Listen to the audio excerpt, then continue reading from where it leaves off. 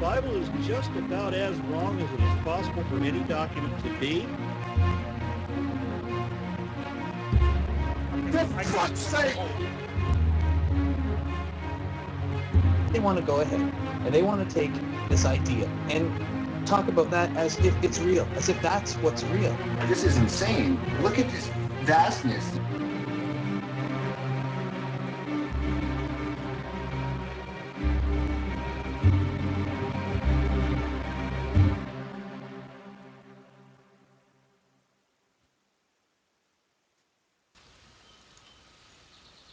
Hello and welcome to Season 3 of The Line Go Show, and good afternoon. This is Sir Strife, and to start the show off is Stephen Hawking. Steve. Hello and good evening and welcome to The Line Go Show. I'll be your host today, Stephen Hawkins, as we discuss the issue of war. Firstly, war. What is it really good for? We'll be asking our panel for their perspectives on the issue. When should we go to war? For the first segment of the show. Then we'll be having a look at the Middle East. Tony Blair is constantly criticised on interventions in Iraq as an unlawful invasion. Families there are constantly calling him a tyrant and oppressor. At the same time, many argue his interventions took down a dictator and liberated millions. Our second portion of the show. Should we have invaded Iraq? And finally, is there such a thing as a war crime? Middle Eastern lawyer Haikal Banafa recently condemned drones as a war crime, saying drone strikes are causing more Yemenis to hate America and join radical militants. Our first topic is when we should go to war. There is no flag large enough to cover the shame of killing innocent people, says Howard Zinn, famous author on the subject. The exhibits around Britain and Europe on World War I, due to its 100-year anniversary, are all coming about, but most prominently are the war poets criticising the violence. And at the same time, though, it's been the decade anniversary since the responsibility to protect has been passed, a United Nations legislation with the aim of protecting human beings' rights and liberties, even across borders, using military force if necessary. So, when should we go to war and why? Brian, let's start off with you. What do you think is a good reason to go to war? For me, personally, the only time I could justify putting on boots myself would be in defence of hearth and home, and that's more or less it. Obviously, the smaller the world gets, the more nuanced politics gets, and yeah, with human rights and things like that, then the question does become a bit more complicated. But for me personally, it's only truly justifiable for me in defence of hearth and home. That's pretty much where I am on the issue. All right. Is there anyone else? Yeah, there's plenty of room for debate when it comes to the nuances of, white knighting and what have you. Well, let's take the example of intervening in another country. Let's say Syria, currently in the middle of a civil war, or a few years ago, the civil war killing millions and displacing millions in the Sudan, or the genocide in Rwanda. These obviously aren't hurting home or country. Would you say we shouldn't intervene even in these circumstances? Well, what you also have to remember in the political landscape is how much of this is the result of political wranglings elsewhere. Particularly when it comes to many of the Arab and African countries, states, whatever you want to term them.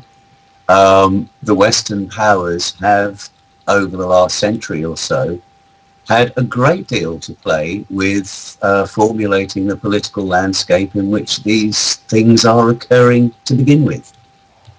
So where does it stop? Where does it start? Where does the intervention, when and where is the intervention appropriate on any sphere? So like I said, there is plenty of room for debate on these nuances. I don't think it's a case of finding a simple, unilateral, universal rule that you can apply in every circumstance. And how far back in the intervention do you look to find culpability?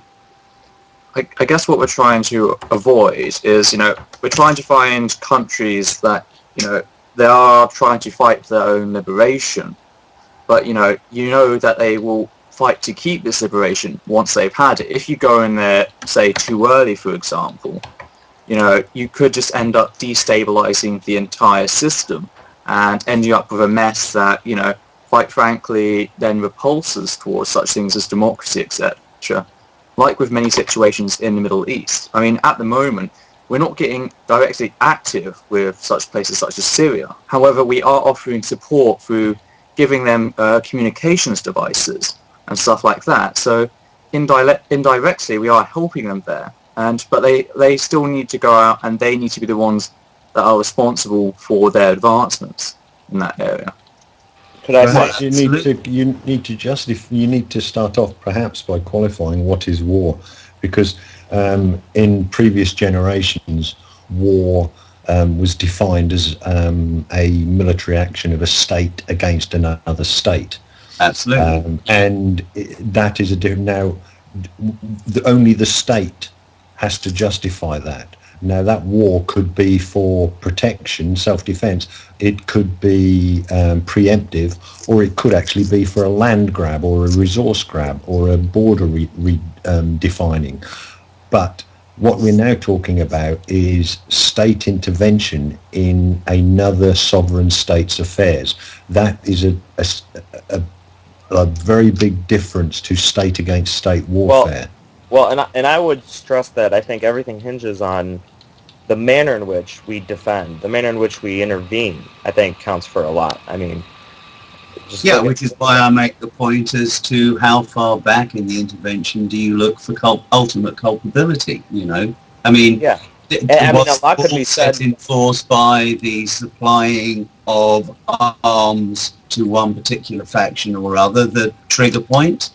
Or do we look further back and look to see who actually put the leaders in place originally that are committing these atrocities that we now wish to save the population from? I think that's a very good point, because if you take the simple issue of Iraq, for instance, at no time did any politician admit to culpability in the political situation that the West had created in that area of the Middle East. And so the uninformed member of the public doesn't understand the history, because it's a state intervention. Theoretically, us democratic states should be backing our government or they should be going to war on our behalf.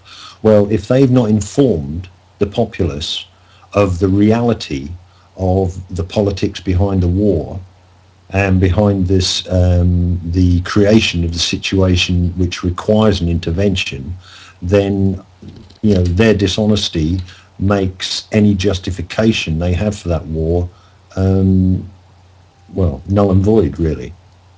Well, I mean, from what I've heard, I think wasn't there sanctions the UN did so that an outside force cannot intervene in a country's civil matters, like a civil war, right? Well, see, that's the state. I mean, that's a very important question. In a sovereign state, is sovereignty above things like human rights? Can a sovereign state do anything it wants to its people without fear of interference because it's a sovereign state?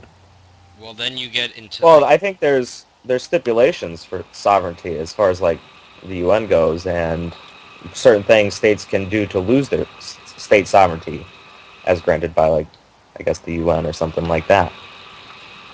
But if they're a member of the UN... Namely committing genocide on its own people and things like that. Well, let's bring this up then. Recently, a decade ago now, the UN passed the Act Responsibility to Protect, and part of that is reliant on the basic principles that state sovereignty implies responsibility, and that the primary responsibility for the protection of its people lies with the state itself. And when a population is suffering severe harm as a result of internal war, insurgency, repression, or state failure, and the state in question is unwilling or unable to hold to avert it, the principle of non-intervention and the responsibility to protect yields and must take place. But Would it you agree doesn't. that? Well, there's cases where it has. I mean, I for mean, example, it's Okay, not been all very right. recent What? cases. I'll give you a but prime it's, example, What? North Korea, where we know that multiple Yes, I'll millions do of it after, people don't have worry. starved to death as a direct result of the government's policies. Yet, and that's why realpolitik comes into play, because no one will touch North Vietnam for one reason, and that is China. So North Korea. the point is that the West, which to a large extent tends to be the US, involves itself in other people's politics when it feels like it, for other political reasons other than the ostensible reason of protecting human rights. They don't go jumping all over Africa. Why? We know people will say oil and resources. Well, there has to be something to that, because massacres take place all over. Rwanda is a perfect example. There has to be an well, excuse. What did the the West do question in then- Rwanda? The question then is should we have intervened? There's an excuse, isn't it? Like the USA goes in other places when there's an excuse to. Yeah, they should. The point is that Kuwait, kind of like Kuwait. Like, let's go to Kuwait because Saddam wants to invade it, so we'll get their oil while we're helping protect them. Even though, why don't we just let Saddam do what he wants? You know, what does Kuwait has, you know, yeah. Well, Let me just put an alternative opinion out there then. Well, yes, of course, we shouldn't go into war. We shouldn't invade another country purely because of our interest there, like we need have a demand for their oil. But we should go into another country to protect its citizens. But isn't that the government? yeah, but you have to ask, I think, at what cost? I mean, if the cost is like more lives, more American lives than we would have saved or something, then it seems perhaps not worth it, or Well, let's take an example we can look at with hindsight. Let's take the example of, say, Rwanda, where we ended up not intervening, or Somalia, where we ended up pulling out and in Somalia, not intervening at all in Rwanda, ending up with millions of deaths and the complete backwardization of an entire nation, entire country. Should we have intervened in these situations? I mean, Brian, what would you think?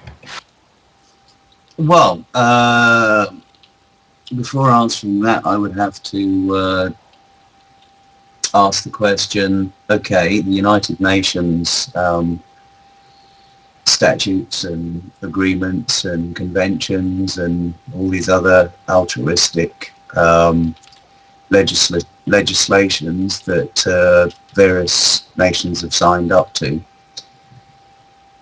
how applicable are they to, let's say, nations that have not signed or are not part of the United Nations?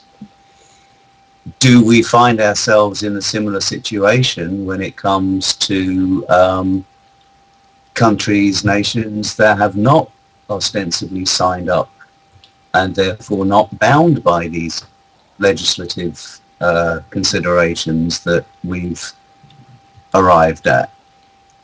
When it comes to the connotations of not intervening, the response that Whitcomb Just say Witt made as to when you're weighing up the consequences.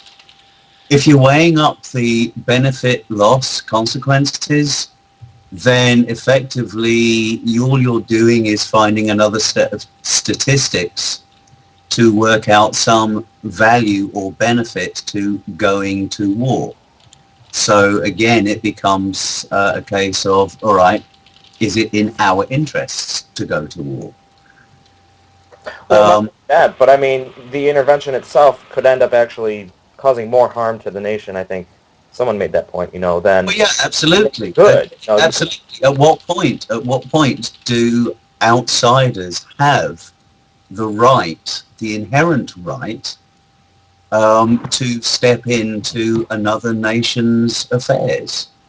I think this is a. If you want to just put it into a more popular context,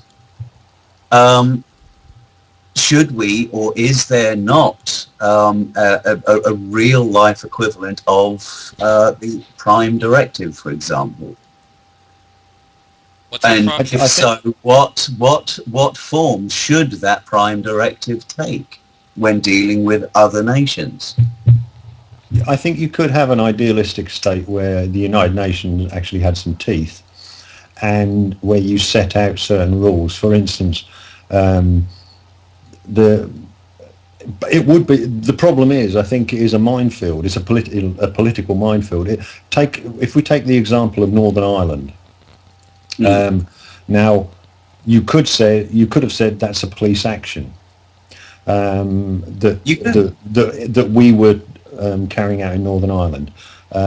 However, you could also argue, well, as soon as you put the army on the street, you've gone beyond a police action, and therefore, going on. yeah, and then exactly, there's an occupation going on, and therefore, do you then say, hang on, that has to go to the United Nations? The United Nations then has to take that over because you've gone beyond police action. So I think you could define situations where, if there's some troublemakers and the police go in, that's fine.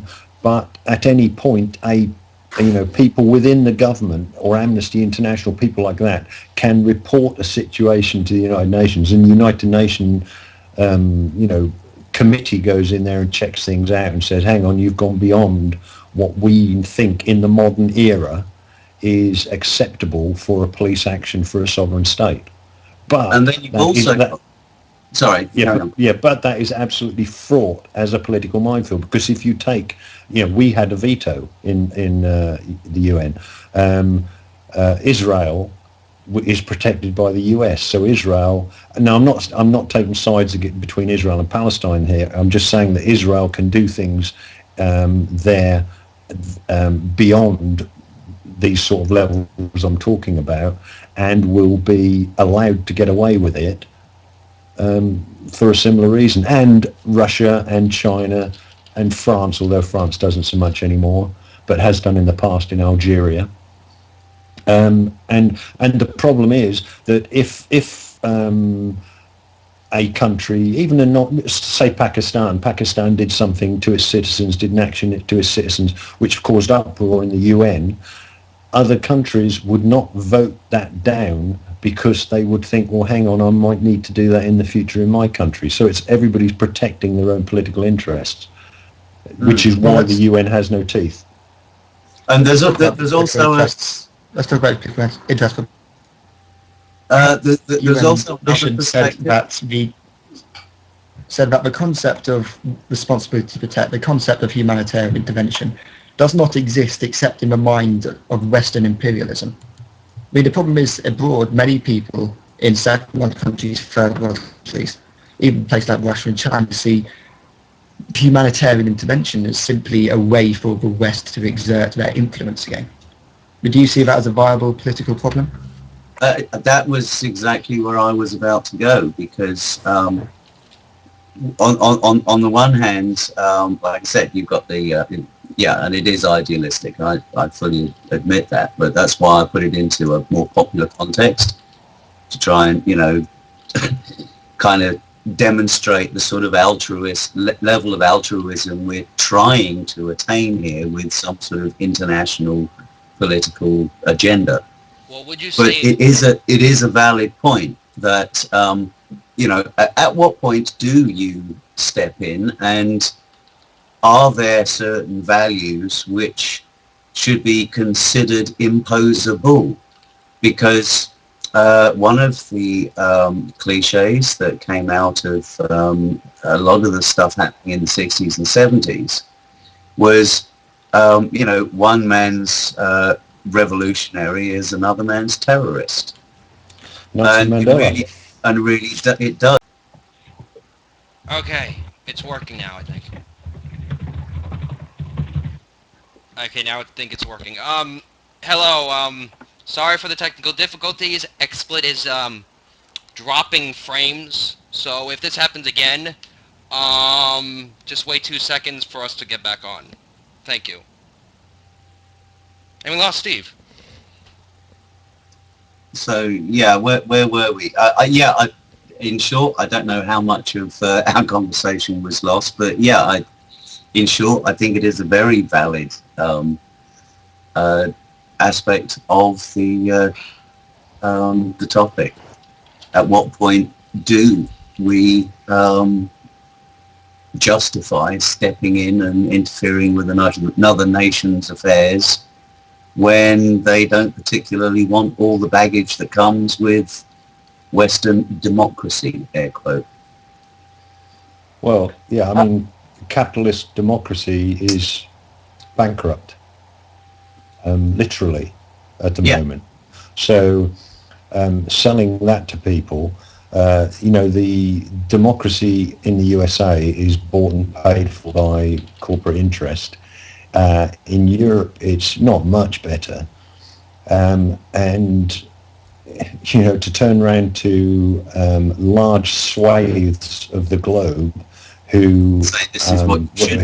where the populace are devout believers in a religious text, and say to them, you've got to ignore your religious text and accept our bankrupt capitalism. Are we just completely arrogant? Yeah, but see, I think I would reject the premise of that question, that's what we're even trying to do. I mean, if you look at, like, the Arab Spring, or a lot of the situations in the Middle East, we haven't been promoting democracy at all. We've actually propped up a lot of the dictators over there, and it's actually to the to the despair of the people there who have actually been trying to do grassroots democratic movements, and such as the Arab Spring. I mean, we have been actively standing in their way by propping up dictators. I don't know. I've just watched 10 years in Iraq and Afghanistan, which are the biggest involvement that the Western troops have had in the last decade, and they were all about importing democracy. And who helped, or at least at one point, who was sitting there helping out Saddam Hussein? Us. Well, Saddam Hussein was there ostensibly because we put him there. Exactly. Getting rid of a Shah who was an ultimate dictator. I mean, and let's not forget that America has actively sort of taken part in dismantling democracies as well. For example, in Nicaragua and elsewhere in South America. Oh yeah, if it's the wrong flavoured democracy, though. Yeah. Like that flavour. So, at which point does the perception of world peacekeeper turn into world bully boy? Well, and to the question of intervention, we were talking about at what point should we intervene. I mean, I think a lot could be said about not intervening. Look at how much could have been helped by simply not intervening. Because our interventions actually ended up hurting these countries more than they helped. I mean, at one point, what we thought would be beneficial to us as allies, in the long run, turned out to be people we're ultimately fighting against. The very people who helped get into power. But it's not just political allies, even. If you look back at the last couple of centuries, the current corporate structure is sitting on an infrastructure that was essentially laid down by the empirical system. And, you do have single resource economies that are kept firmly in their place on the world stage as a result of corporate manipulation of those resources. So again, one has to ask the question, okay, at what point is culpability actually appropriate? At what level of intervention? And also in Iraq and Afghanistan, we didn't implement democracy. We put somebody in who was friendly to the West, who was friendly towards To the Western US, agenda. and in both cases, these people were rejected specifically for that reason by the majority of the population. You know, the person living in the hills in Afghanistan who's got a small holding and has their fairly loose, they have their religion, but their religion isn't a fundamentalist religion. It's a loose set of beliefs they have that help them through their life. They don't care what goes on in Kabul as long as Kabul keeps the nose out of their, you know, and doesn't make them pay too much tax and allows them to, you know, to run their lives. That's what these people and want. barbecue their goats when they have their celebrations, and Exactly, that's what they marry want. their daughters off to, you know, whatever it is that's going to suit their family and their particular bit of the world best. And they are living in this, you know, basically in the Stone Age, and that's of no detriment to them. It's nothing negative to them. That is how they're living, and we have nothing to offer them. You know, the best you could offer them is a job at McDonald's. I mean, you know, what are you offering these people? They want to be left alone to get on with their lives and to be protected from tyrants.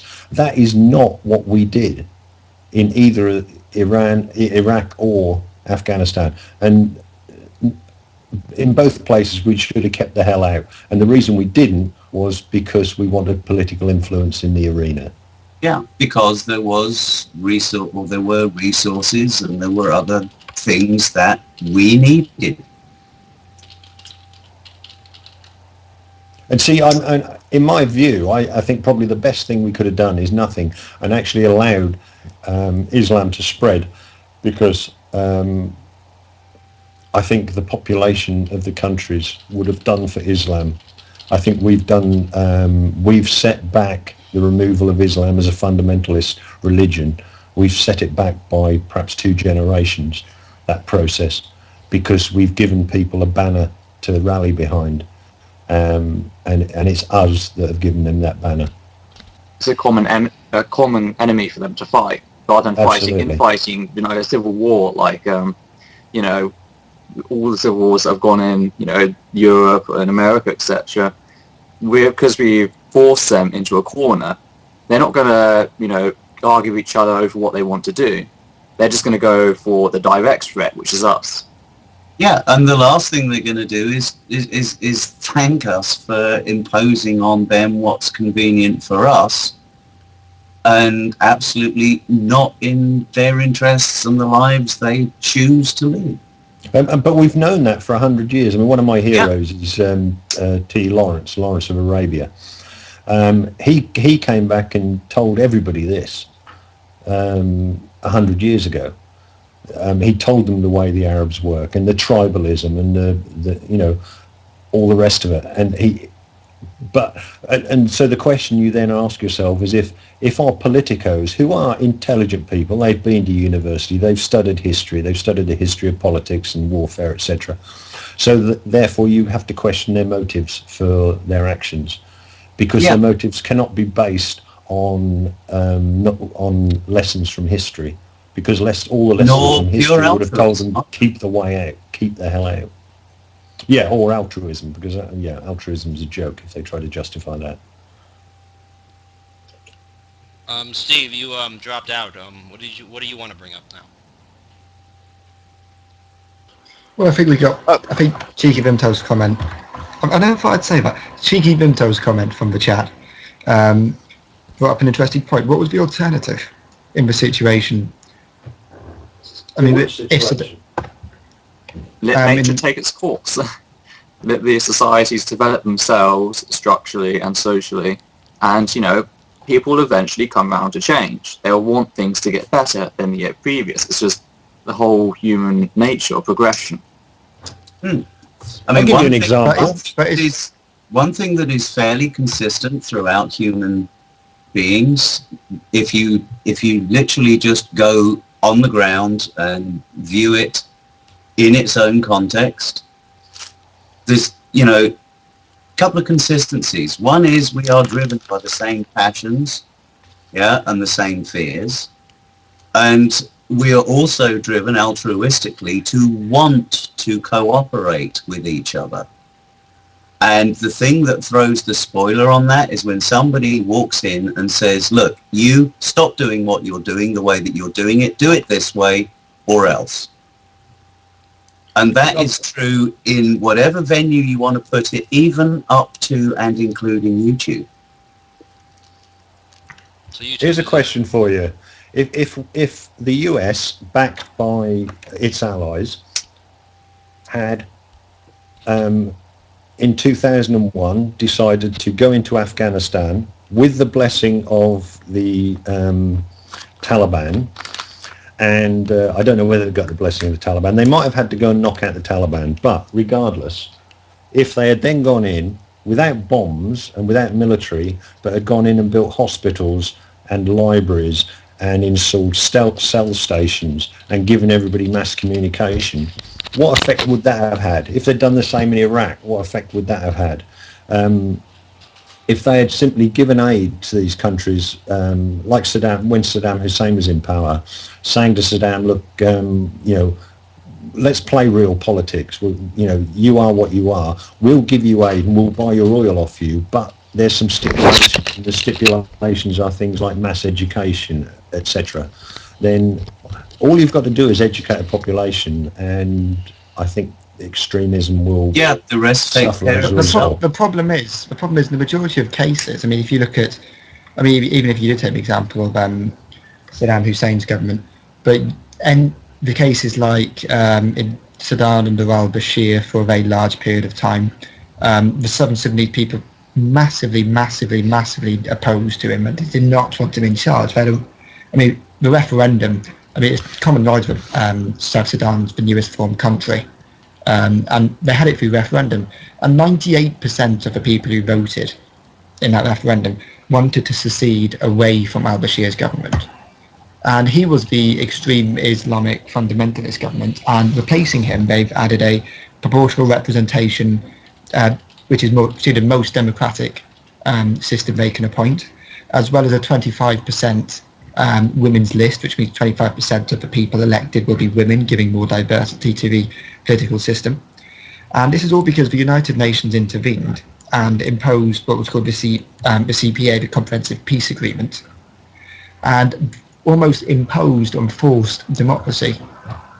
And the people are extremely happy about it. So we have cases where people have tried to impose democracy in a unilateral move, like the United States has in Iraq, Afghanistan. And we have cases where multinational agencies, supranationalities, have multilaterally, with many nations, came together and done it, and people have been happy about it. So does this bring up a bit in precedence a question about whether imposing democracy is such a bad idea as long as we do it correctly? Well, I think the key issue there is the will of the people. Exactly. Now, if the people petition for outside assistance, then that does open the door to a political dialogue with the leadership of that state, of that country. And then you get into a situation whereby you can gauge the resistance or, you know, the potential problems that there may be in allowing that country to evolve according to its populace, and the willingness of that regime to achieve that. But inherently what you have is you do have a request.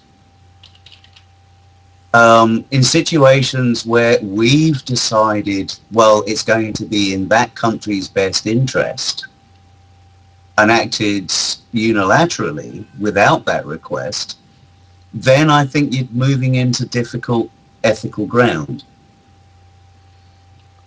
Well, isn't Iraq too kind of a perfect Well, illustration of that that? this I again mean, stems And I this would stems back to how far back you look for culpability, because a lot of Iraq's problems were the result of our previous intervention. Well, yeah, not only that, I would say again, the stress is on the manner in which we intervene. Look at what we did in Iraq. I mean, what are the numbers? 130 some thousand civilians killed. I mean, Probably a part of million the now. problem with like the war on terror is like trying to figure out who's who, who's on what side, and we just run them guns a-blazing. 130,000 civilian deaths later, has it really worked that well? I mean, Like, wait, I got a question about this. Like, I remember, like, in World War II, World War One, they made a treaty, Versailles, saying you cannot bomb civilian targets or even touch them, right? Right? yeah, granted, we know what are the civilian targets. Yes. What are secret, terrorist training grounds? Yeah, I know, but nowadays it's different because they're using more guerrilla-style tactics than formal warfare, kind of like in World War II, In World Exactly. Which I One of the think most important topics in modern war is what I happens think there was a when... very pertinent word there that just slipped through under the radar, and that was War. secret training courses. If something is secret, it's that retort that's often made against conspiracy theorists, and that is, well, okay, how do you know about it if it's so secret? If the evidence is covered up, how do you know about it? And this is the thing. War on terror, was it? I think it was Board that said it earlier. It may have been before we were on air, but it's more accurately described as a war of terror. Yeah, it's been created. It's been inculcated into the psyche that we have these. We're surrounded by terrorists. I mean, it is the new. It was like communism. They've used exactly the same propaganda as they used against communism. Everyone is red under the bed. Well, now it's a towel head in your next door or whatever. It's the same. You're creating this massive us and them. I would say even down to the term itself, calling someone a terrorist is somewhat of a just complete euphemism to try to demonize your enemy combatants. I mean, because they don't have a formal military uniform they're somehow terrorists, whereas we're soldiers. The thing is, like, in World War II, we terrorized the Japs. The Japanese. Japanese. Yes. Called them the Japs, though. But we terrorized them with their look. They were sinister looking. Heck, Popeye the Sailor Man fought the Japanese.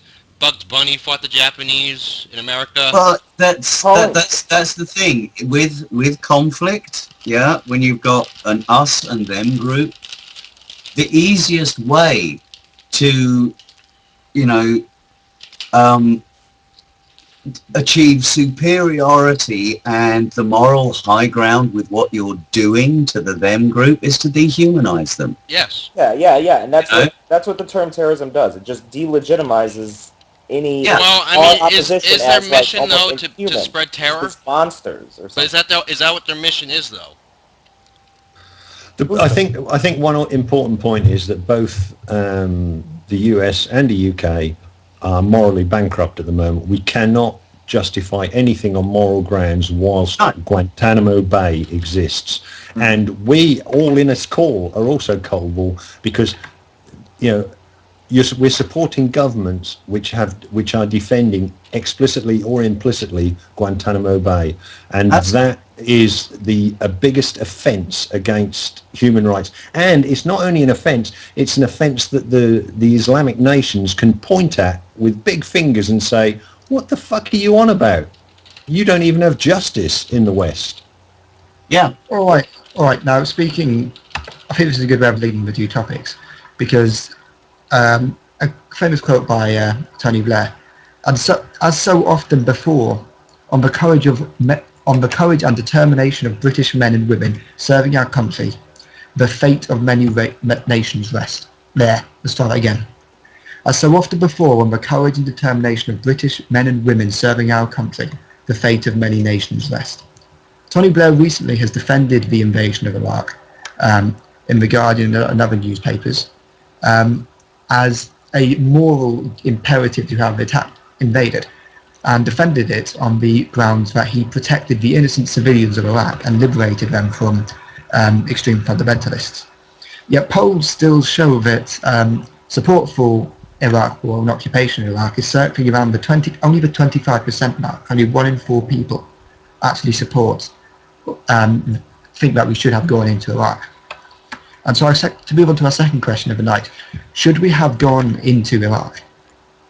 Well, I'll position it on Tony Blair. Tony Blair is bankrupt in every way it can be considered, because he is trying to rewrite history by this regime change, and we went in to protect the population. Well, if a million people dying in a country is protecting them, then he's achieved that really well.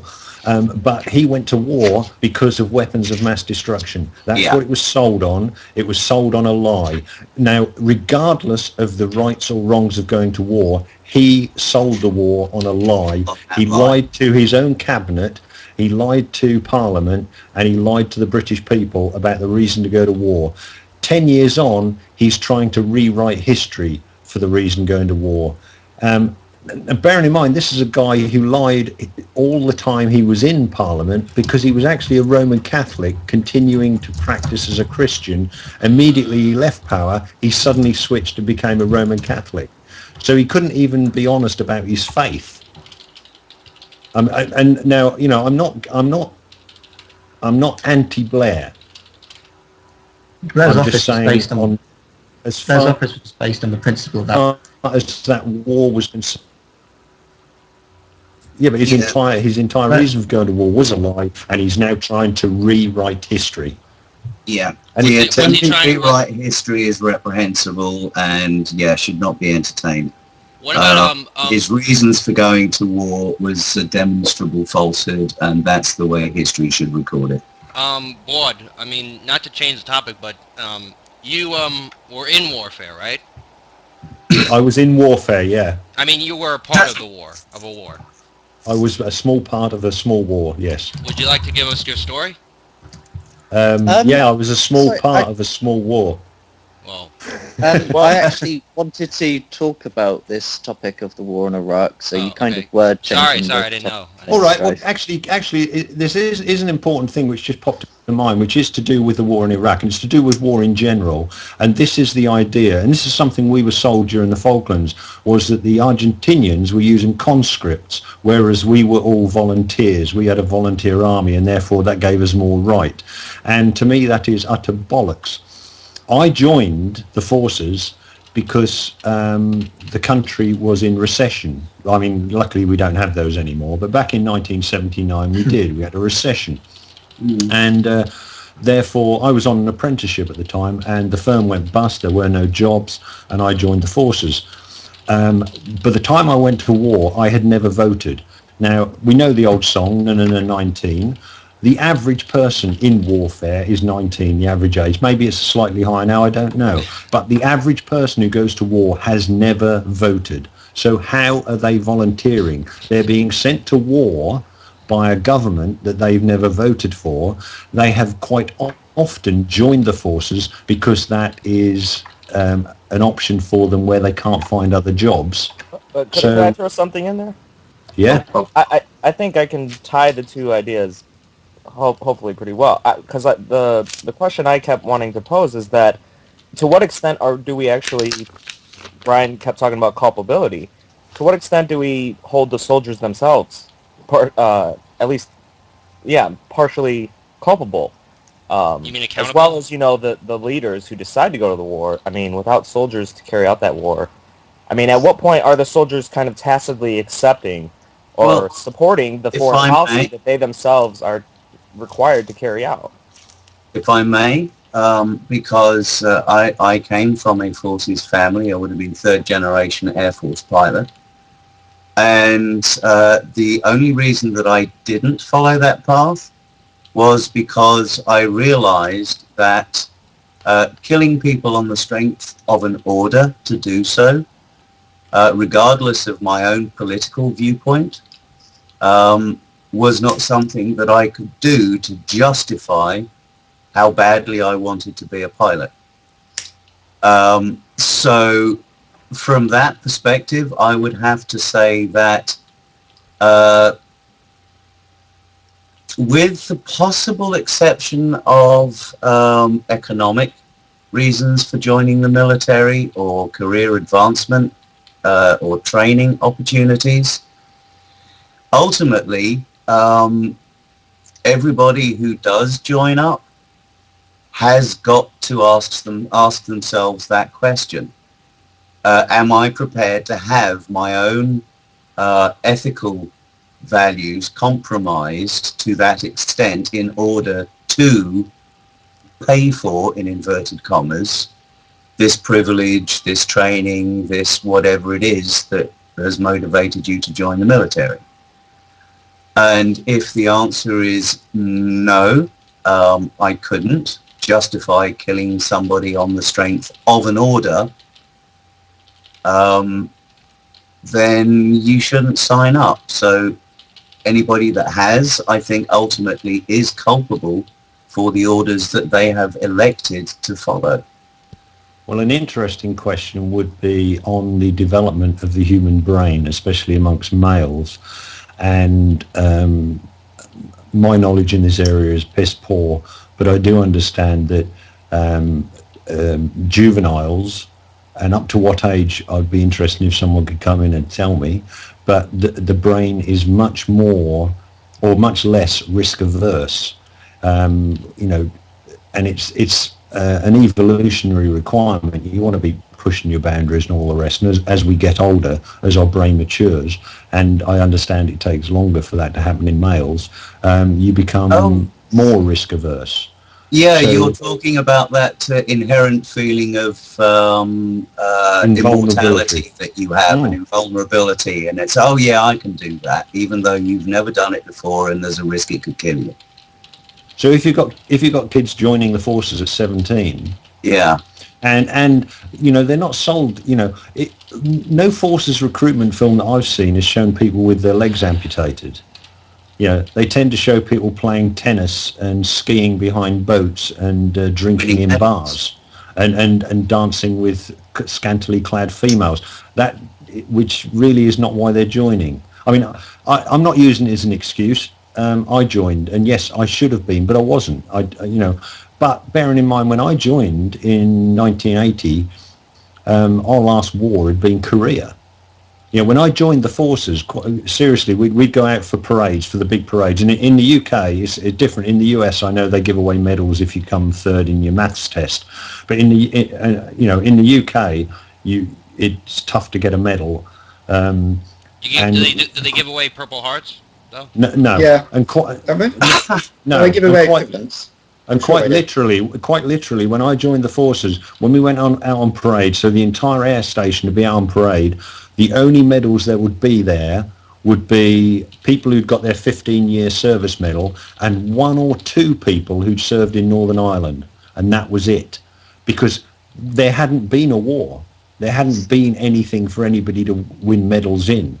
Now, you know, then the Falklands comes up. And after the Falklands, you had Desert Storm, you had Bosnia, you had these. And if you went out on parade today in the UK, everyone who'd been in a couple of years will be wearing a medal. So you could argue that people joining today should be more aware of the negative aspects of joining, I suppose. Mm. You see, there is also another element of military service which does have a very positive and useful purpose in society, and that is, you know, providing a sense of personal discipline. And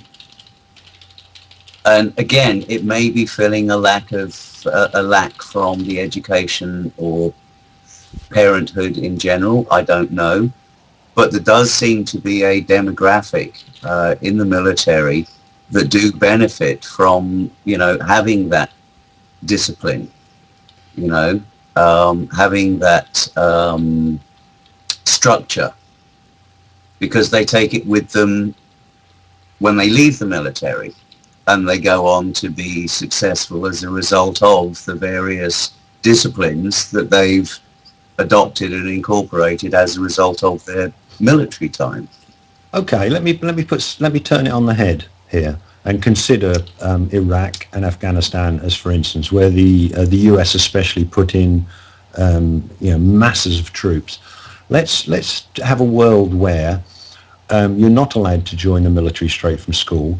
They want mature people, so you're only allowed to join the military after your 30th birthday. How big would the US forces be then? Would they be able to invade Iraq and Afghanistan at the same time?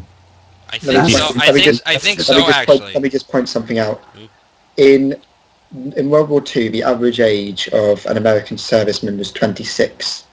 Oh yeah, but that's completely different. Post-Vietnam, the average age was 19. Yeah, but the difference was that in a world war, everybody joins. You join up. You were drafted. Anyone who can walk goes to war.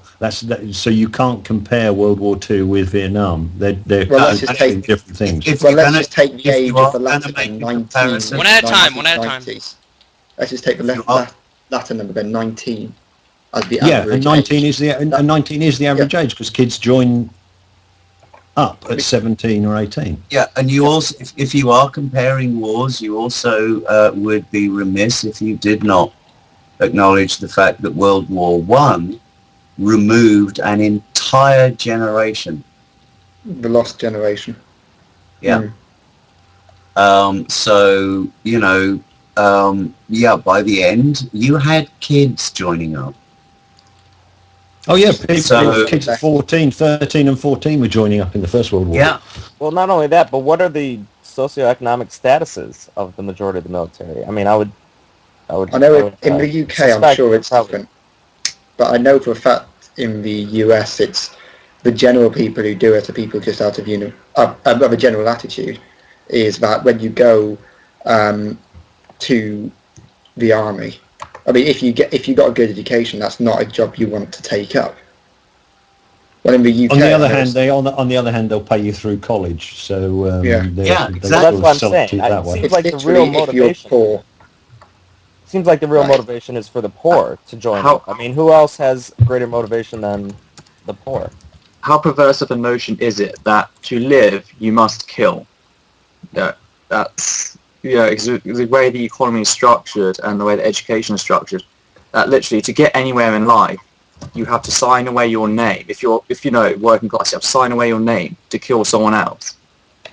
Yeah, and to go off of that, I mean, I would ask if there were no real poverty, if you had a country where everyone was basically well-to-do, I mean, it seems like the question is, would you even have enough people joining up just for patriotic reasons, to even fill a full army? Well, the time that generally happens is when you have, an event such as, the Argentine invasion for Margaret Thatcher, or 9/11 for George Bush, something that pulls the country together, albeit with the help of the, the political spin doctors. And there's nothing that will revitalize a political career like a good war with the country behind you. Yeah, if I remember correctly, isn't it a wonderful thing, in your last term of office in America, to have a war or something big to make you able to be re-elected or something? The simple fact is that apart from those already in the service, if a war occurs, people rush to join up for emotional reasons. And so, therefore, all you've got to do is analyse what the emotional reasons are that are driving people to join up. If it's, the First and Second World Wars, where, the Second World War as well, where we were under definite threat of invasion, then that's a good reason for every able-bodied person to, pull on a suit and go and fight.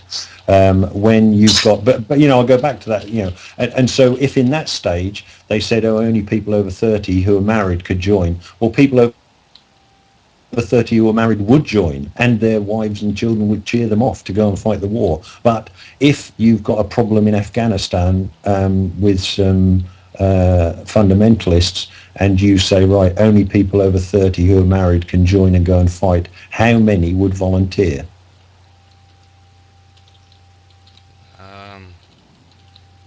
I think the figures would be a lot less. And the other thing I've always said is that whenever a country goes to war, the person who takes them to war should lead them in war.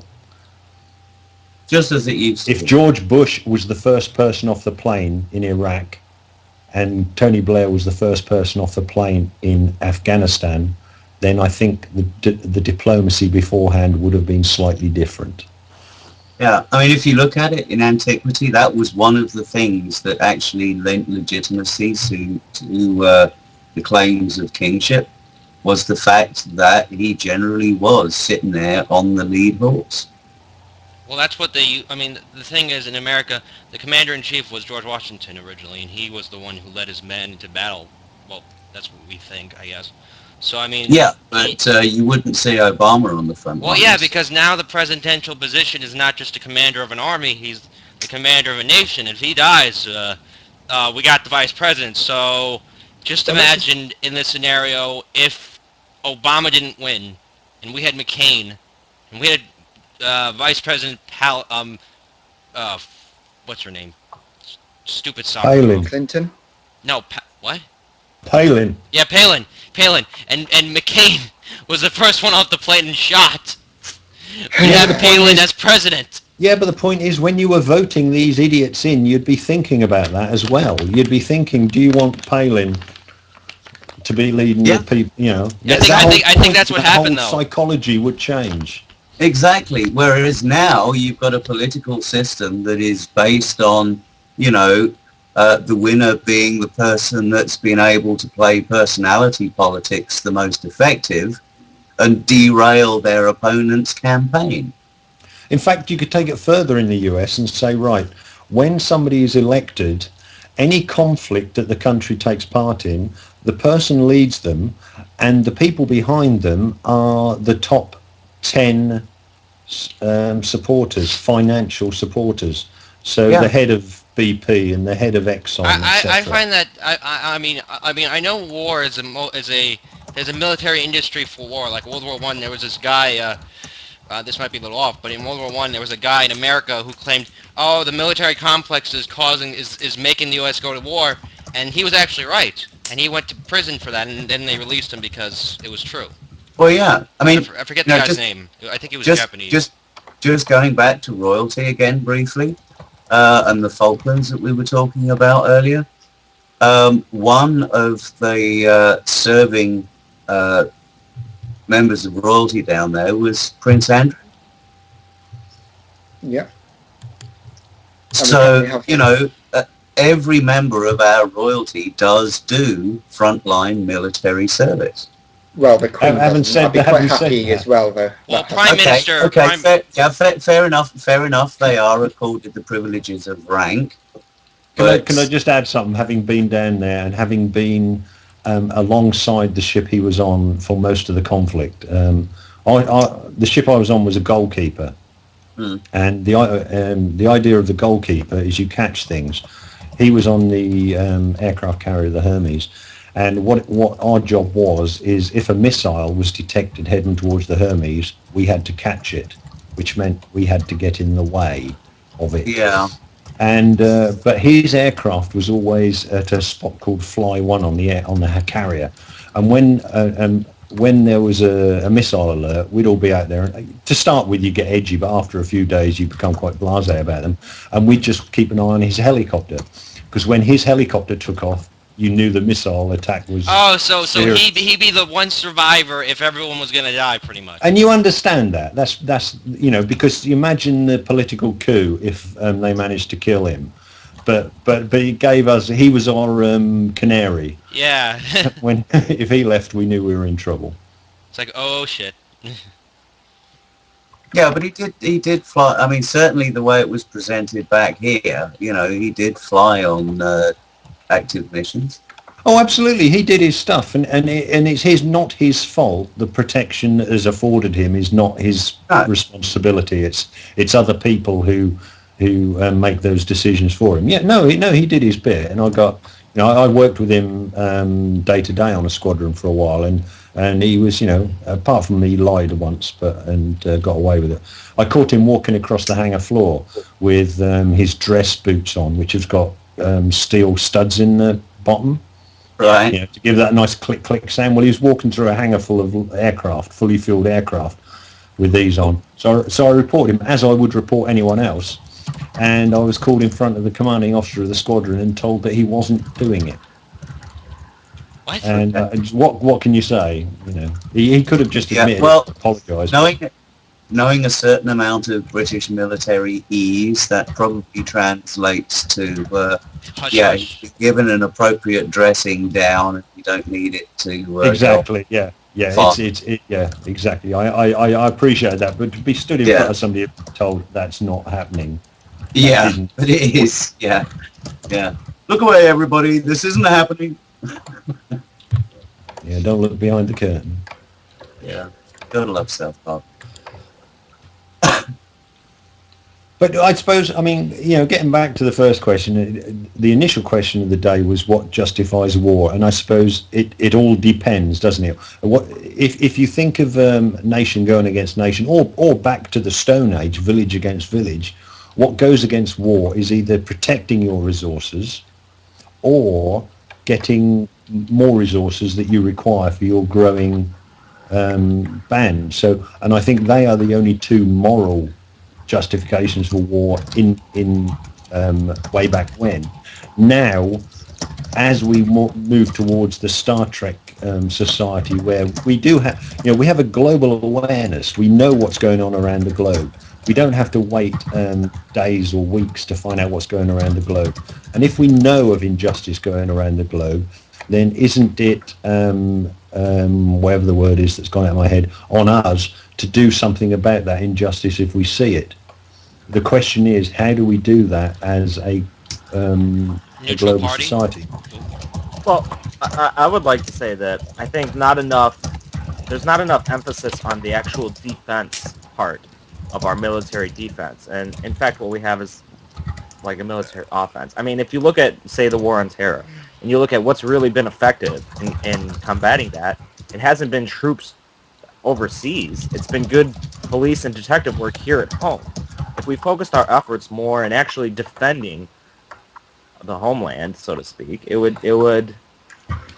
I mean, I think that's the real effective way. I mean, instead of just going over and either preemptively killing people we think are gonna attack us, in which case you have a massacre of civilians and collateral damage. And I mean, it seems like we ought to really focus our even research and development towards real defenses. Actually, the notion of defending your home instead of... Wait, can I make a note about something? Because to me, I think I know why, and I think this is my idea of why I think America goes out of the way to go out to other countries, have military bases.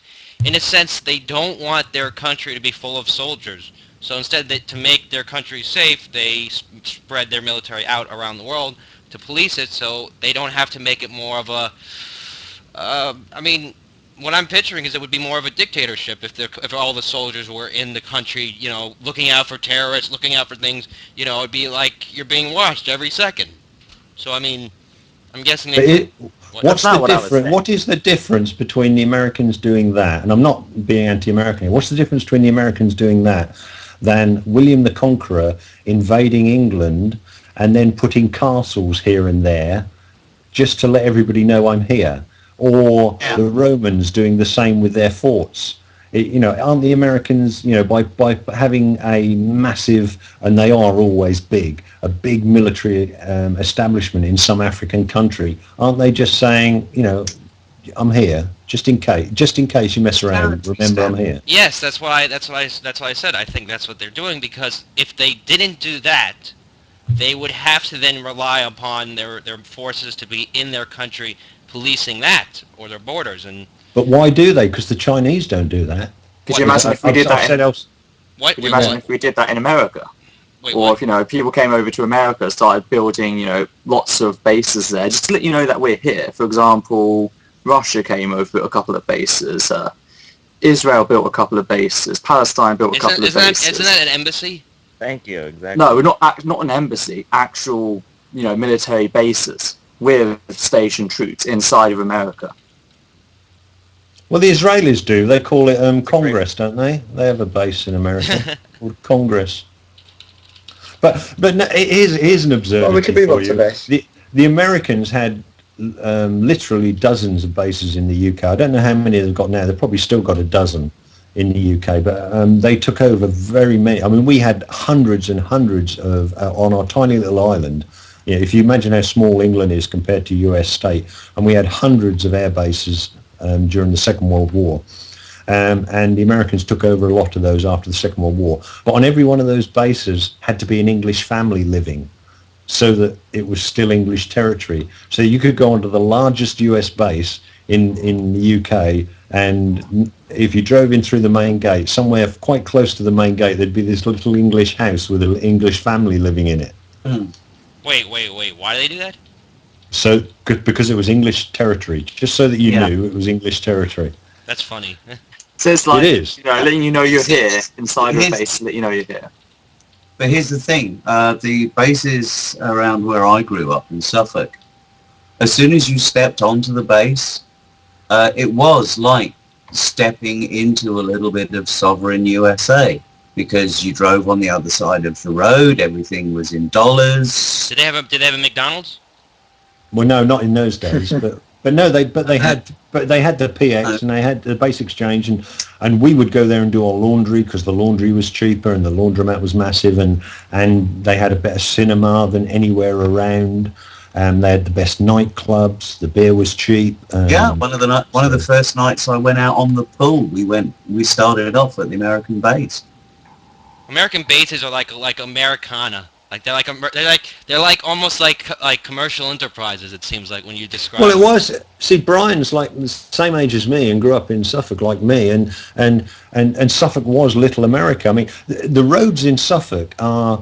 They would, if you got your car, you would shit yourself in Suffolk, because if you drove something like a Bronco, I mean, imagine a Chevy Suburban would be scraping the hedges on both sides as you drove down the road. But the American servicemen could all bring over their cars. Their cars were shipped over for them free. It was part of their deal. That's awesome. And so you'd have but this was in the late 60s and 70s. So you had these big Yank tanks, as we called them, and I was a kid, so I was obviously in my parents' cars at the time. But you'd come around a corner and there was this Yank tank, which was just took the entire road out, heading towards you. But that's what you grew up with. You grew up with these things. I mean, but it seems like, in a sense, in Israel too, they had the same thing. I've only know of that one, the one in Israel. The only one that news is actually I've watched that actually shown what it looks like, and it looks like what you expect America would look like, a little bit of America, It is. Yeah, they have a golf course, for fuck's sake. I mean, seriously, are these military bases, or are they like country clubs? Well, no, they were American bases, but what you have to remember is that you've got the military part, and you've also got the housing quarters, which the majority of them are married quarters, so you've got families living there. Oh, you do? So what do you need? You need a mall, you need shopping facilities, you need everything that you would need to sustain a small community. And being that it's on an American base, it's pandering to American tastes, so all the branding, all the layout, all the way it looks, feels, is American. I mean, the size of the American military is astonishing. I don't know if you know what the largest 4 air forces in the world are. Wait, what'd you say? Do you know what the largest 4 air forces in the world are? So obviously the USA is one of them. Well, yeah, the U.S. Air Force. China? No. Britain? The U.S. Army Air Force. Oh, well, okay, but that's one of them. The U.S. Navy Air Force and the U.S. Marines Air Force. What's the 4th? They are the 4. No. The U.S. Air Force, Marine Force, Navy Force. Oh, hang on. Maybe it's 3. What's the other one? Army Air Force. They are the four Army, biggest. there's no Army Air Force anymore. Yes, there is an Army Air Force. You sure? I thought the Army Air Force is what the U.S. Military was called in World War II, because it was. How do your U.S. Army get around? No. But they use tanks. It's like the Corps. They use tanks, so they don't use helicopters then. So I thought that's the Air Force. The Air Force. I don't think they are. I mean, I might be. I may be wrong, but that's how I understand it. I'll give you. I remember being. I was actually liaison. Someone asked. When the. Go on then. Sorry. I said someone asked, is the UK Air Force the 5th biggest? I don't know. I have to say I don't know. We've been downsizing a lot, so... Yeah, our Air Force is very much smaller. I mean, the French are probably... I mean, because the French are independent, they sort of, fiercely, they always have been. Although, for some reason, we have to go and save their asses all the time.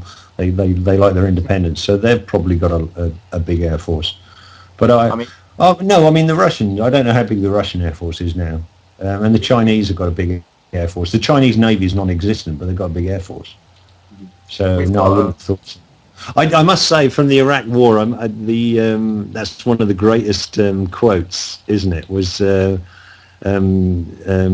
Schwarzkopf after I think it was about day 4 of the first war in Iraq, the first Desert Storm.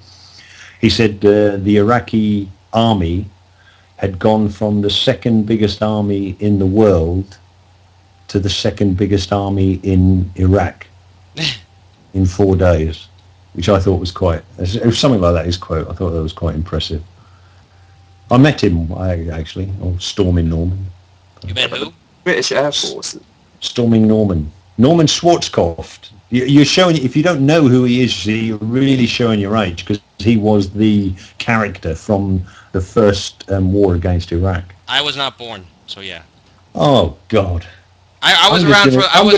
I'm off. You weren't born. I'm off to boil my head.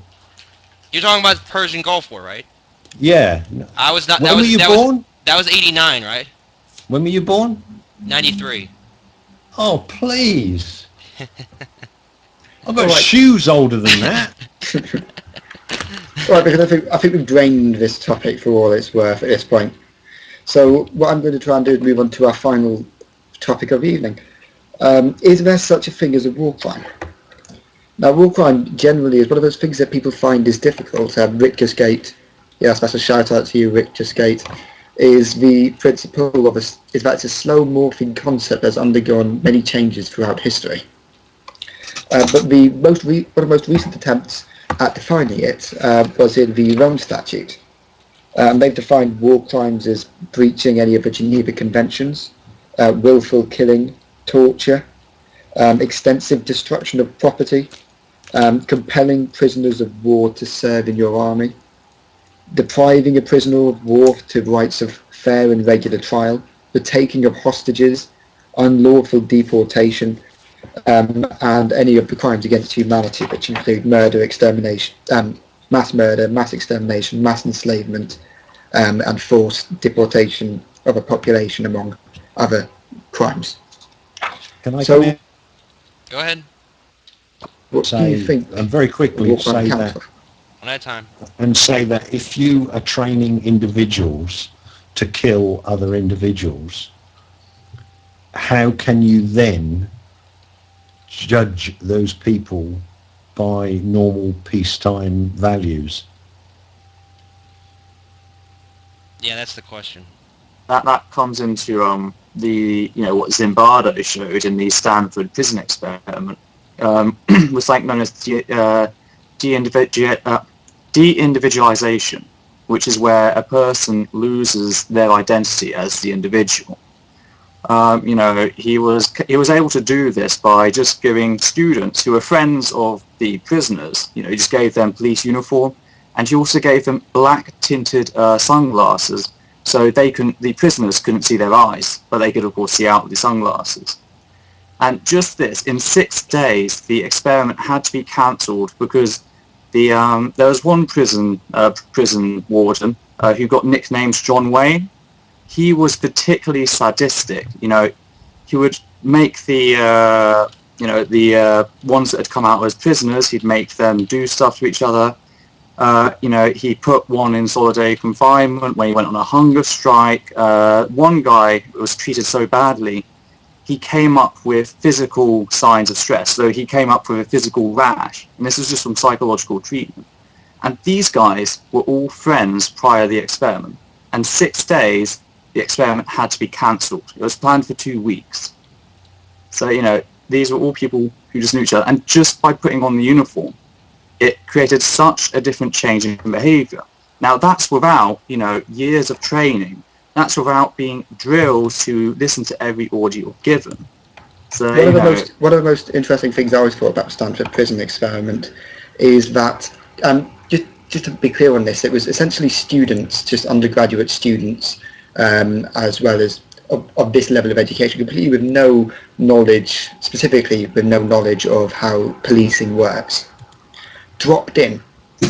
And within a matter of a few days, I think it was 2-3 days, they already established what was almost inseparable, with almost no differences, to how Americans treat Guantanamo Bay. So this is the thing, in half a week, people with no understanding of policing came up with the same thing as Guantanamo Bay. That's how little thought went into the process. That is how little insight, tiny amounts of education and forethought went into Guantanamo Bay. It is literally the equivalent of children of policing, children of prisons controlling and trying to extract information. Well, there's another interesting aspect of human psychology. I forget what the experiment was called, but you put pretty much any human being into a situation where they are isolated from consequence, and the Milgram experiment. Milgram experiment. Is it? Yeah. Basically, just on the strength of being told to, they were willing to push a button that would deliver lethal, lethal. I think it was electric shocks. It was 60% of Americans at the time went the full way, even though the recordings of the person on the other side stopped in high voltage, because I had low voltage, medium voltage, high voltage, and I had XXX. And even though it stopped halfway between high voltage, and they weren't giving responses to the questions they were asked, they were told to keep giving the shocks, and so they kept giving the shocks. They didn't hear any screams or anything, but they kept going because they were told to. It was agentic state, which is when the guy says, "I'll take the responsibility." Legitimate authority. That was a guy in a white lab coat. This would be the same as your military general, whatever. The buffer, which is the fact that the people were in a different room, so you couldn't make eye contact. Now, this has become more prevalent in modern warfare with such things as drone strikes, where you do just press a single button, and that's it. You press a single button, and the person's dead. So you're not even viewing that stuff. See, I disagree with that, because I don't think drone strikes are any different than having a rifle. Only hand-to-hand combat gives you the visceral understanding of what it is to take a life. I fired at aeroplanes to kill the people. Well, not to kill the people, to stop the aeroplane. And it is a complete detachment. Your determination is to stop the attack. It's not, even in hand-to-hand, I'm sure you would. The only difference would be the ramifications to your psyche afterwards. If you eviscerated somebody, afterwards it's not like I'm not saying it's like a clear cut. There's no buffer, then there is a buffer. There is a gradient of buffer. It's not. It isn't just black and white. Wait. Here's a question. Here's a question for both of you, similar to that. Would you say the situation with nuking Hiroshima, the people that did the bombing, some of them committed suicide and stuff because even though they did not see the people dying and stuff, they knew that what they did was the most destructive thing and they could not handle that. So would you say that'd be a special case? I think Those were the people of the most educated elite of society, of the scientific community, with first-hand experience of the power of these weapons. No. I'm not But talking even about. without, I'm not talking about the scientists. I'm talking about the bombers. The guys because the guys they were bombing. told to send. They didn't know anything about the bomb. They didn't know what it did. They were just told, okay, after you drop this thing, you bank left and get out of there as quickly as you could. And if I remember correctly, they had another plane with them. It was Boxcart. I think the first bomber was called Boxcart, and they had another plane that took photos.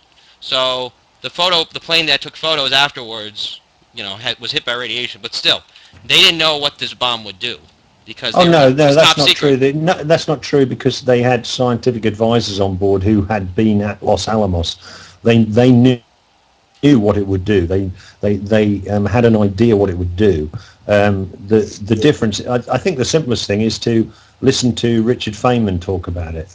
And he says his regret is that he lost the human side of it. He started off knowing that what they were doing was to stop Hitler. They were trying to do it because they thought Hitler was going to develop the nuclear weapon, and Hitler was driving towards it, and there's no doubt about that. He said that he thinks the problem was that the scientists carried on doing it because they could do it and lost the reason why they were doing it. Well, I mean, now, and all I would say, if I could just carry on and say that it is very difficult for the horrific things to do, but in some ways I think you could justify Hiroshima for ending the war. What I don't think anybody will ever be able to justify in history is Nagasaki. Yeah. There was no need for a second bomb. The second bomb was dropped because it was a different bomb, and they wanted to see what the effect of a different bomb was. And I don't think that will ever be excusable. Pretty much, and I don't think America's never apologized for it. Well, pretty much we use the Japanese people of that region as a guinea pig to see what happens when you drop an atomic bomb on a city, because we never nuked a city since, but we've made mock-ups and stuff, but that's not the same as, like, like those, like any of you saw this, what's the movie, the Indiana Jones movie, the one where he was in the nuke town, I guess, right? That's the Crystal Skull, yes. Yeah, that. Like, we made mock-ups and stuff, but that's nowhere like having actual people there, so... But the other thing was that Nagasaki was actually picked on a whim. Because wait, was that the mountainous? Was that the mountainous city, or was that the? No, because the guy choosing it was originally, I maybe have this wrong, but I think it was going to be Kyoto originally, but he'd been to the place, whether it was Kyoto or not, he'd been there, and he remembered it as a beautiful city, so he decided not to bomb that one, bomb Nagasaki. I mean, this might not be sure, but I think it was the weather on that day when they were going to do it. They couldn't really find a target because their target they wanted to go to was covered in clouds. So they kept searching and they found the first city they found. So they just nuked that one. That's what I heard about the mountainous city. That was Nagasaki, right? The mountainous one. Has somebody got a hamster running around in their cage? That's Steve with a Damn it, Steve. Sorry. Yeah. You should learn to touch type. It's wonderful. Yeah. I've been playing Minecraft the entire time. You haven't even known. I've been hearing the door opening and closing. Now we hear it. Now we know you're playing Minecraft. But the link I put up in chat, that 5 Steps to Tyranny, which I think was a BBC Horizon program, it's now along, but it covers the Stanford experiment and the Milgram experiment. It explains the whole thing about how people are receptive to authority figures and how they can then be led down the path to committing atrocities. Hello, Donald. And I think it is a very telling story, and one of the reasons is that it shows how religion can be used, because religion has the ultimate authority figure. Yeah, the number one is authority. That's why monotheistic religions also tend to be far more aggressive in the stance than religions that have many gods, because they have that one voice. To be brutally honest, as tempting as that is to go down, our warfaring nature is not theocracy determined. It's not, but theocracy gives it the excuse. Whereas if you had a secular state with no theocracy, then you've got to justify your warfare on rational grounds, logical grounds. Yes, politicians will still lie, as we've seen, to do that, but they cannot justify it on the on the big man in the sky told us to do it. If you think about it, you've got exactly the same argument that can be put towards nationalist reasons for going to war.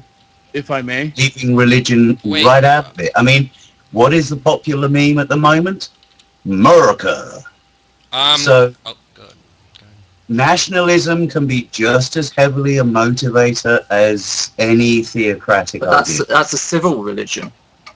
And you can argue against In it. sociology, we call that a civil religion. The American, ideal. It's a sociologist named Bella who discussed civil religion, where it's not a religion itself, but it's the society. The point being, however rationalized, ultimately, we will find a way to rationalize our warfaring nature. That's the whole point. Religion is just one of those rationalizations. Can we just... Yeah, I was going to say, can we welcome Donald? We have a guest on, and because we only have 30 minutes off, I guess we can do questions, or questions from... Because we have plenty of guests. Go ahead. My viewpoint on the whole... well, first of all, I'd like to respond to, I believe it was Brian and Peter that made the comment of discussing about theocratic deciding in war. It is our human nature to be warlike. And, coming from a Christian, I'm not one of those fundamental Christians that you will see that sits there and throws the Bible at people and say, we should be killing people in the name of God and all that stuff. Truthfully, Nagasaki, the atomic bomb, was created by over 100 scientists. British and American, right? Correct. And German. Well, actually, an Italian. The father of the atomic bomb, I can't remember his name, and I apologize. Yes, he's German. He's German? Yes, he was born in Germany. He was born in Germany. There was a fairly notorious strike into Germany to go and get him out. Exactly. He was born in Germany and brought to America, but history is written by the victors. Period. We sit here and debate the whole theocracy against atheistic mindset, but the truth is the truth. It's human nature. Exactly, it's human nature, and to blame the Christians for the atrocities that has happened in so-called the name of God, it was the insane human that was the one that started the ball rolling. It was the Could I pick you up on one thing, Donald, and ask you on one thing? Is you said that we have a natural propensity to war. I would disagree with that, because we have a natural propensity to avoid pain. Now, we are naturally greedy people. We want more all the time.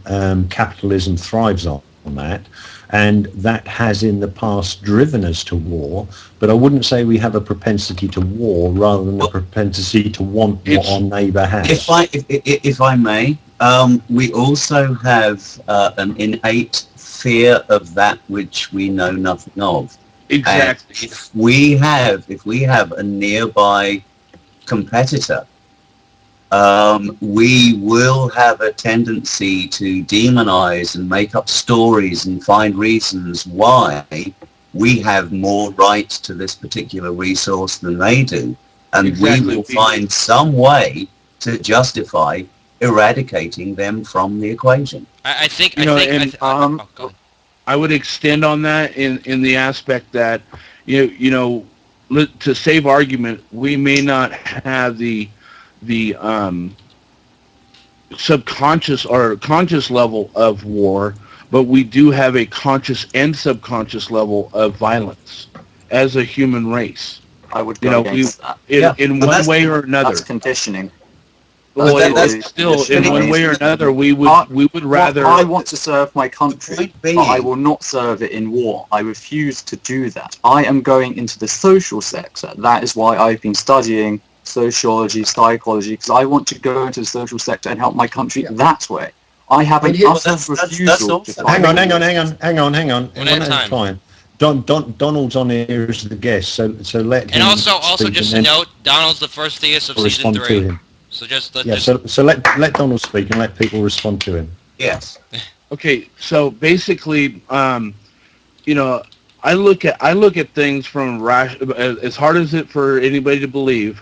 Me being a Christian, and me and Stephen were discussing this in the chat, but you know, as hard as it for some people to believe, not all Christians look at Christianity in the same light. So when I hear people say that it's a theocratic mindset, which you guys did, and I'm just saying on a general statement because I hear it so much that it's not always the case. You know, we sit here. Why I jumped on it, Donald, because you're absolutely right. It's not the case. It is a fundamental aspect of human nature.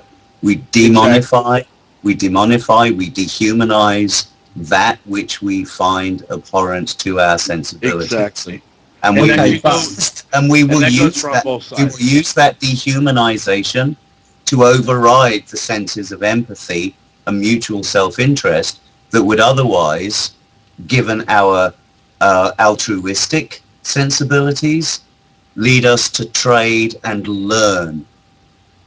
Exactly. Okay, but can I say One at a time, that the problem is that, and this isn't against Christianity, this is against theocracy as a whole, and we've seen this in the Islamic nations. The point is that they have an ultimate authority which cannot be questioned. And so if you can tag your excuses for warfare or for conflict onto that Bible verse or that Quran verse or whatever, then you cannot be questioned, because if you do, you're a heretic. And that is the problem where theocracy of any kind comes in, and where if you have a secular nation where you remove theocracy, you then have to find some other excuse to justify your warfare. Can I just build on that first quickly? The one thing I would say is almost always true is that you have to realise that there's always going to be a split. There's a split between good religion and a split between bad religion. And you get the good religion, which is rational and which is trying to approach the belief in a rational respect, and has arguably demonstrated to the individual that this belief is right.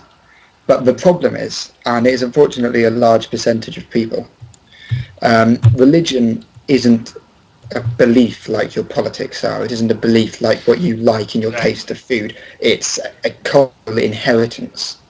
You have inherited from your father and your mother, you have inherited from your parents the fact that you're a Christian. You have inherited the fact that you believe that God exists, and you have inherited the idea that God wants you to go to war and kill these people. That's the problem. And when you get people on this side saying these things, you have an impossibly difficult group to reason with, because they don't simply use reason when it comes to religion. I mean, I was having a discussion earlier today, and this comes up a lot, and it's the worst argument, not whether it's right or wrong, but it's the worst argument for its actual implications. And it goes that I believe in God and I have a firm conviction in God, because you can't prove me wrong and I can't prove me right, that I'm going to believe. And when you have a belief like that, which tells you what politics, what government you should have, tells you that you're allowed a tyranny, tells you that you're allowed to go to war and that you must go to war for this cause, that is the single most devastating, horrible thing that can possibly impact society. Okay, well, just in response to that, Steve, you neglect the entire secular demographic that is willing and actively involved in social cohesion across the entire secular spectrum.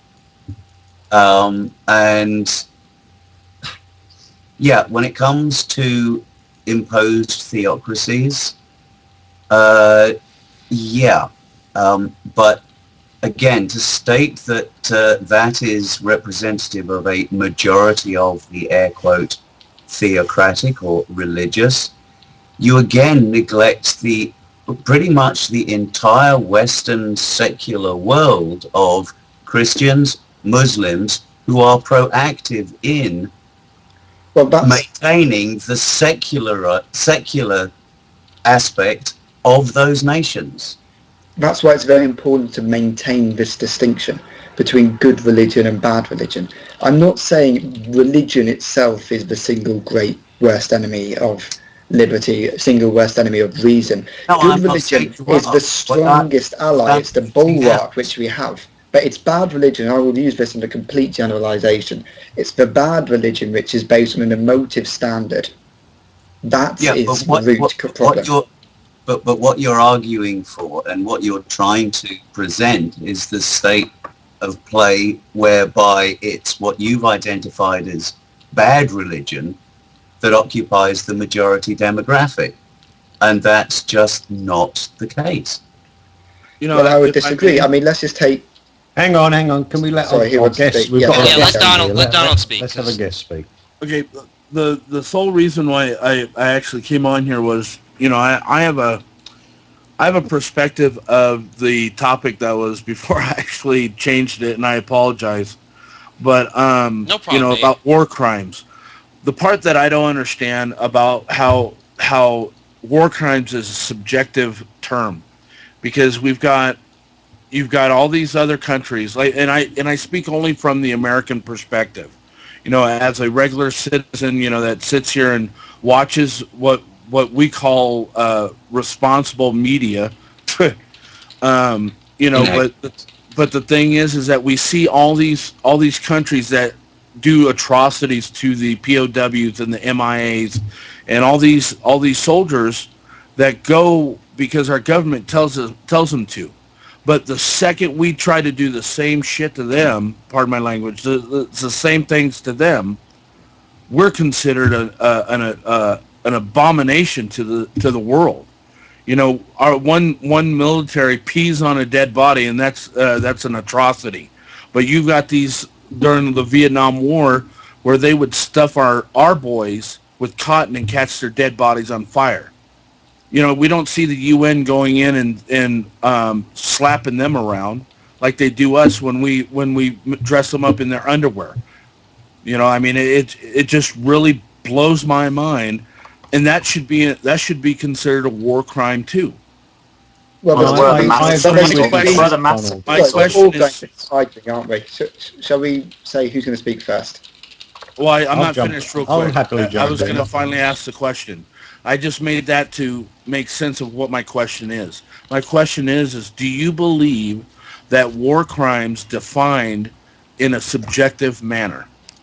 That's my question. Let me just say this. No, Board, do you want to speak first? Okay, thank you. Now, I would say that, and I have been in a military situation, and as I've said before, the point is when you dehumanize your soldiers, which you have to, because, you know, I got a medal for killing people, whereas I would have got life imprisonment had I done that in civilian life. I was given that medal because my government decided that killing these people was what they wanted me to do. So you've created this armed force and you've told them to go out and kill people. You have changed their psychology. You've given them cognitive dissonance. You've made them compartmentalize the way they deal with their fellow human being. Now, if they, in doing that, they do things like pissing on a POW, well, that POW is not a human to them. You know, this is somebody they would quite happily have killed 2 minutes earlier.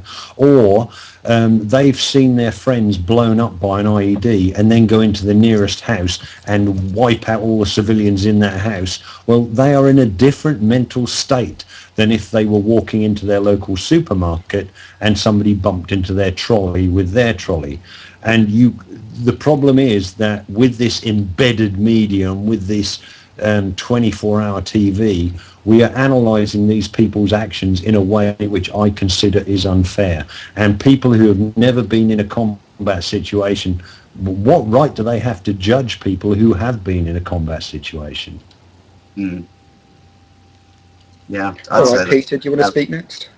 Well, then, this is a topic in globalization sociology that we have to do, and because there is the traditional criminology, which is, as you noted, define this as a criminal act, etc. That's the only way it can be counted as a war crime. Then we also have the question of something called semiology, which comes from the Greek word for harm, which is just the study of doing harm, etc. Because when looking on a global scale, it is a major issue. What is a crime? Because what's not a crime in one nation is to another, and whose side should take on the responsibility for that. So should we be looking at criminology or semiology? That's an issue to look at. Donald, do you want to speak? No. I basically asked the question. I don't think that really answered my question, except for maybe the gentleman that has the military experience. Is basically, should it be a subjective opinion that our society on the whole, not just the United States, but on the whole, that the word war crime should be subjective? If you say country A does something and country B finds that a war crime, but country A does, if country B does the same thing, should that be considered a war crime as well? I get. Well, no, because I hope I'm saying it right for you to understand. Could I just take me 10 seconds? All I would say is that I think this is the us and them thing. I think what you're doing is you're what did you call it? You're turning the opponents into the evil people by everything they do is bad, where doing on your side is excusable. So no, yes, it is subjective because everybody should be judged on exactly the same values. Exactly. I believe everybody should be accountable for their actions, period. But if you're going to sit there like the U.S. with the whole Guantanamo Bay needing to be shut down, well, I'm sorry, I don't believe so. If we did the exact same thing over in Benghazi, and we did it to them on our lands, they would be outraged. They would be wanted blood, But we had a lot of our people die because of the lack of, I guess, communication to say the least. But Donald, you can't judge Saudi Arabia for not having the correct jurisprudence whilst having people in Guantanamo Bay who are not subject to legal recourse. That's the problem. The US cannot try and impose judicial procedures on other countries which it is not accepting in its own jurisdiction. I think that's the issue. There's three major issues really. One of them is whether Guantanamo Bay works at all, which I would say it doesn't. But more importantly, two issues. Firstly, it's the fact that these moral standards aren't relative.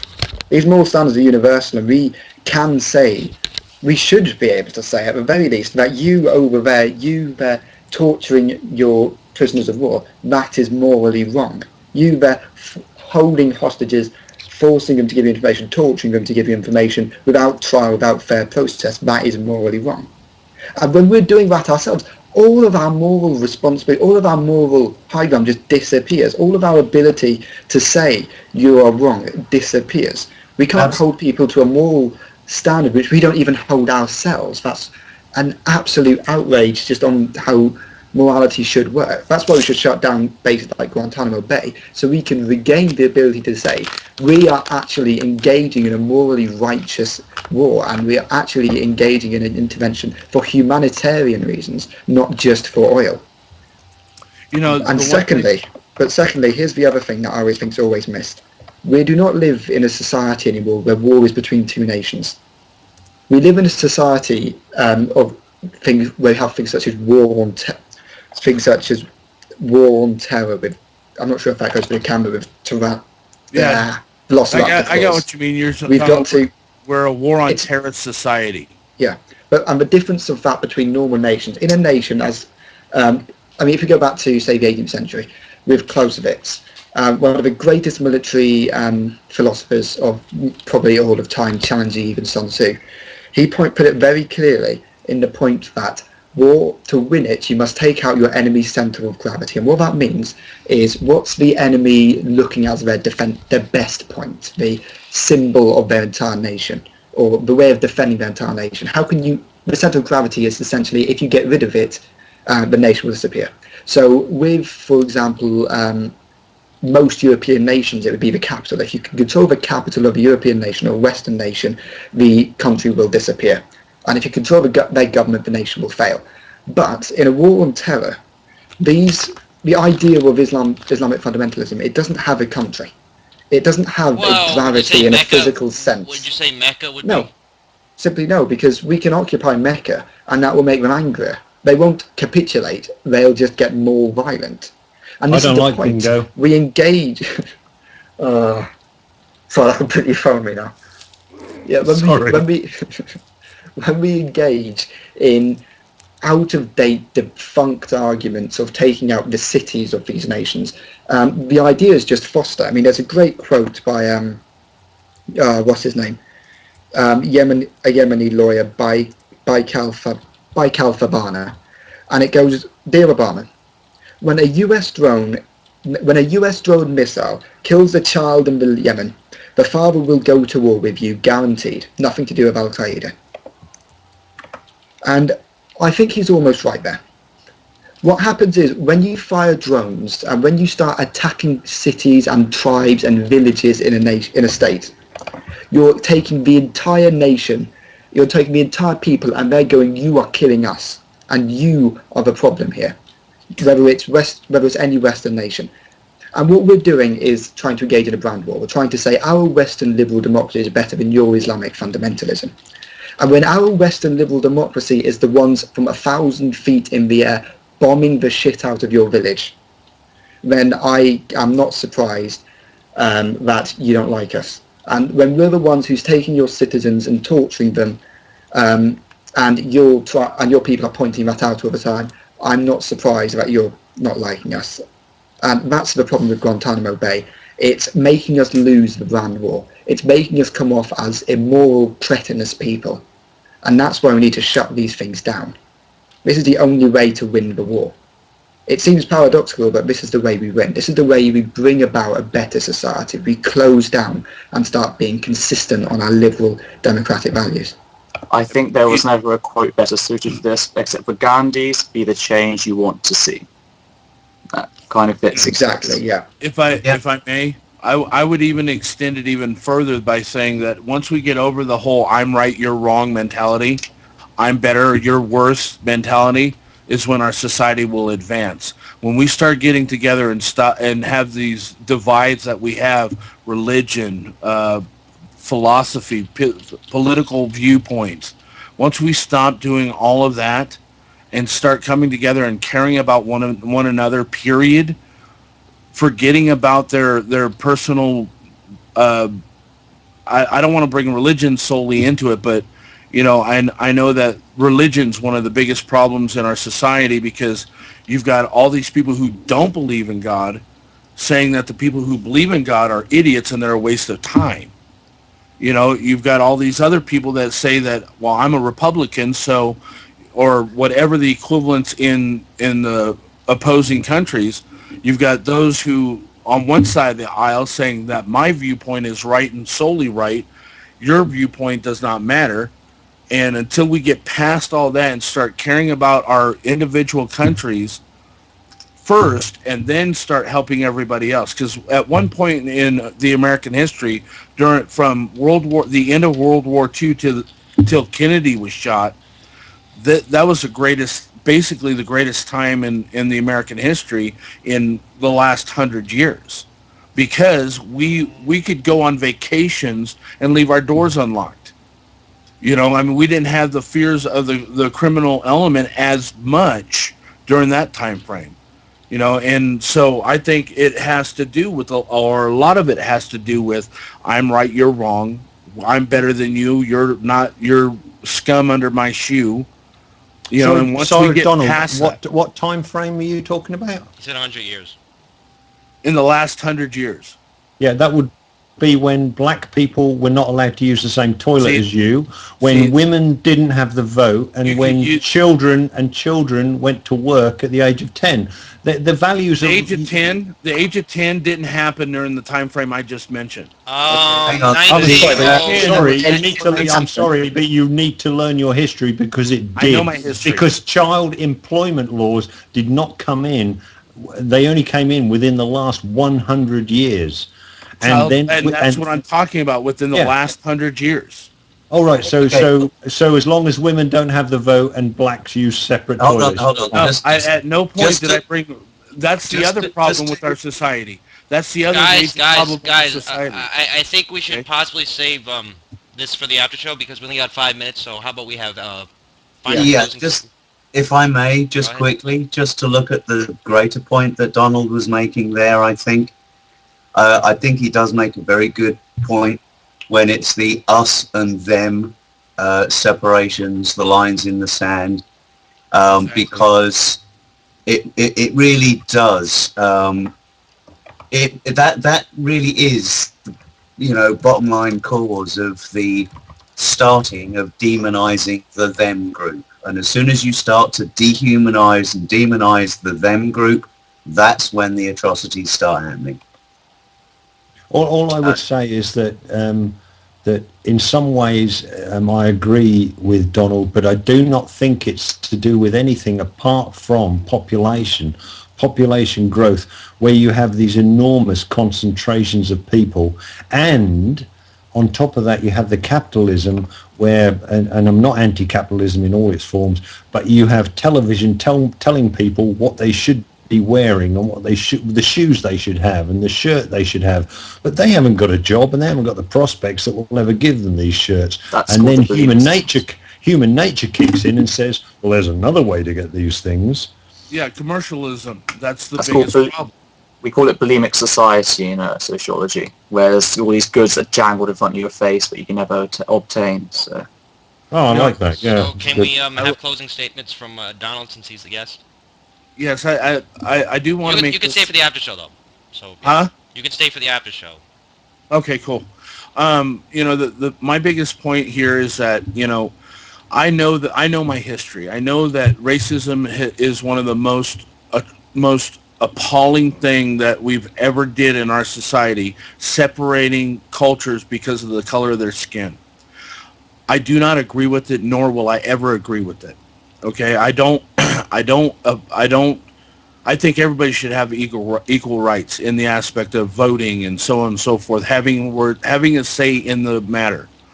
When it comes to war crimes or anything military, my brother went over to Afghanistan because our government told him to.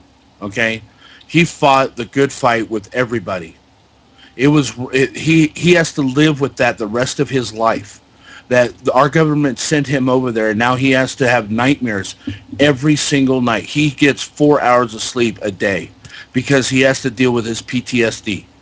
So when it comes to, do I think that war crimes should be subjective? Absolutely not. What's good for the goose is good for the gander. Okay? If one country does appalling treatment to others and they don't look at it as a war crime, neither should we. So, in closing, I would like to thank you guys for allowing me to express myself on here. I'm absolutely following you guys now because I think we see eye to eye to a lot of things. But the one thing that I would like to say one last thing is that we need to care about one another as a society, not necessarily as a society, but as a civilization. Us as humans should get together and care about one another and stop this whole culture divide that we have going on in our society. Thank you, guys. I appreciate it. You got 30 seconds, Peter, Board, and Steve, and Brian. You got 30 seconds.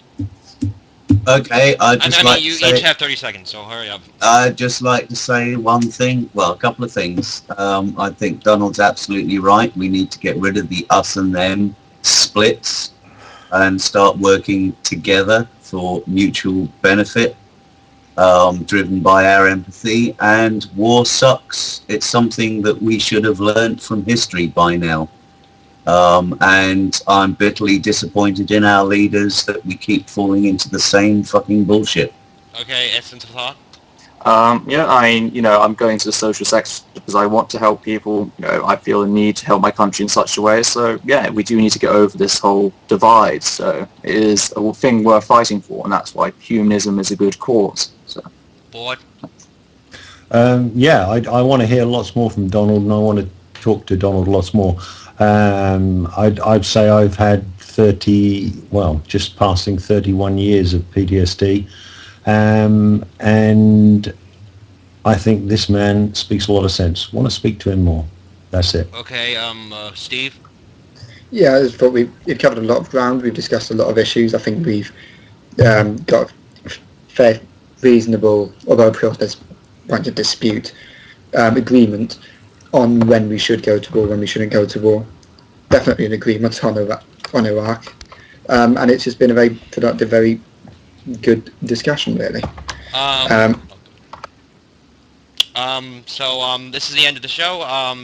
Tune in for 10 minutes to have the after show, and we're going to have a guest, DPR Jones. So see you then.